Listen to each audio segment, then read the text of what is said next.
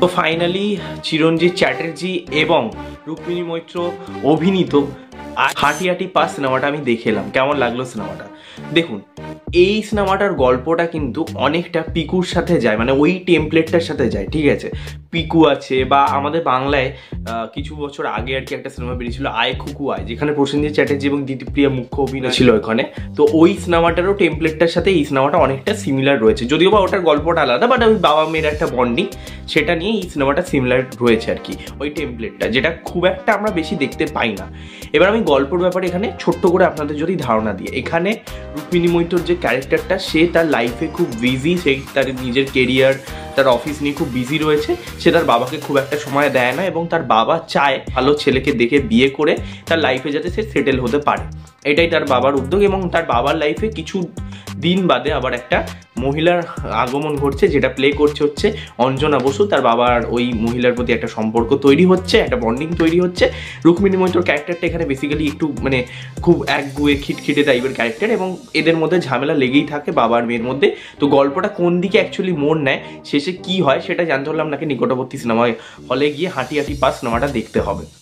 দেখুন, এই সিনেমার কিছু পজিটিভ দিক আছে, বেশ কিছু নেগেটিভ দিক আছে। ঠিক আছে, আমি সবার প্রথম যদি পজিটিভ দিকের কথা বলি, প্রথম পজিটিভ দিক সেটা হচ্ছে এই গল্পটা কিন্তু এক লাইনে শুনলে, বা এই গল্পটার মধ্যে কিন্তু অ্যাকচুয়ালি পোটেনশিয়াল ছিল অনেক কিছু ভালো করার। ঠিক আছে, এবার এটা ফার্স্ট হাফে যখন শুরুও হয়, যখন আপনি দেখবেন যে ফার্স্ট টাইম যখন এই সিনেমাটা সব কিছু ন্যারেট মানে আর কি প্রত্যেকটা ক্যারেক্টারকে যেভাবে ইন্ট্রো দিচ্ছে বা বলছে, সিনেমাটার শুরুটা কিন্তু ভালোভাবে হয়। ঠিক আছে, সেকেন্ড পজিটিভ দিক হচ্ছে এখানে অঞ্জনা বসু ক্যারেক্টারটা, তার পারফরমেন্স, অঞ্জনা বসুর পারফরমেন্স আমার এখানে কম্পেয়ারলি অন্যান্য অ্যাক্টারদের থেকে বেটার লেগেছে।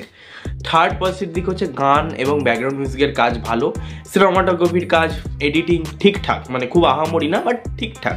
এবার আসে হচ্ছে নেগেটিভ দিক। এই সিনেমা সবচেয়ে বেশি, যেটা আমার মনে হয় এই ধরনের সিনেমা সবচেয়ে বেশি যেটা ওয়ার্ক করে, সেটা হচ্ছে কেমিস্ট্রি বা বন্ডিং। বাবা মেয়ে বলি, বাবা ছেলে বলি, তাদের মধ্যে কেমিস্ট্রিটা খুব আর কি জোরালো হওয়া দরকার।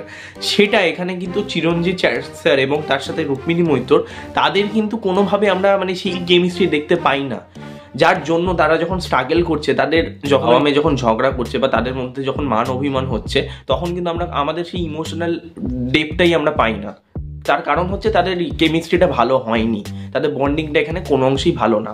তাদের রাইটিং, তাদের ক্যারেক্টারের রাইটিংও খুব খুব পুয়ারলি লেখা হয়েছে। ঠিক আছে, সেকেন্ড নেগেটিভ দিক হচ্ছে এই সিনেমার, সেটা হচ্ছে যেভাবে গল্পটাকে, দেখুন এই গল্পটাকে না ভালোভাবে প্রেজেন্ট করা যেত, বাট ন্যারেটিভটা সেকেন্ড হাফের পর গিয়ে এতটাই ঝুলে যায় যে ভাই মনে হয় যে ভাই এরকম সিনেমা তো আমরা বহু দেখেছি। বাবা ছেলের সম্পর্কে সিনেমা তো সেম গল্প, বাবা মেয়ের সম্পর্কে তো সেম গল্প, তো ভাই আলাদা কি রয়েছে?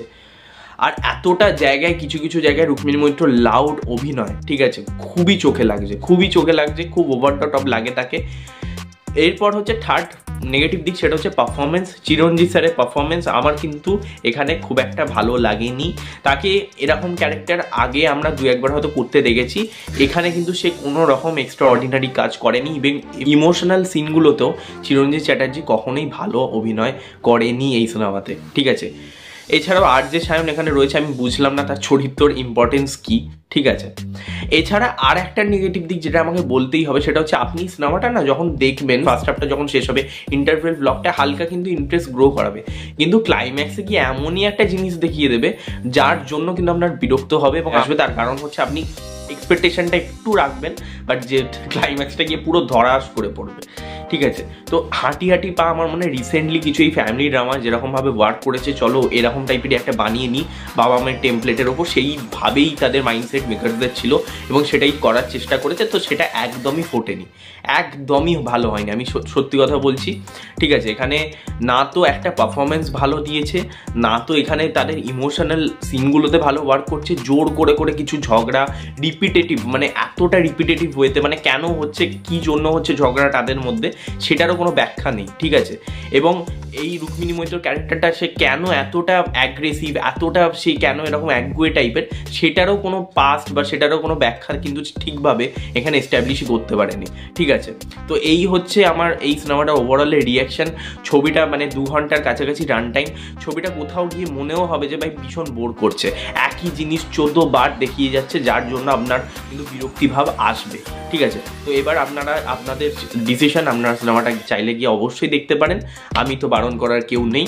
তবে আমি বলতে পারি এই ছবিটা একদমই একটা ভালো ছবি হয়নি, মানে যতটা আর কি আমরা ভেবেছিলাম, যখন বাংলা সিনেমাতে বাবা মেয়ের সম্পর্ক নিয়ে খুব একটা আর কি সিনেমা হয়নি, তার মধ্যে এই সিনেমাটা একটা আসছিল, একটা আশা ছিল।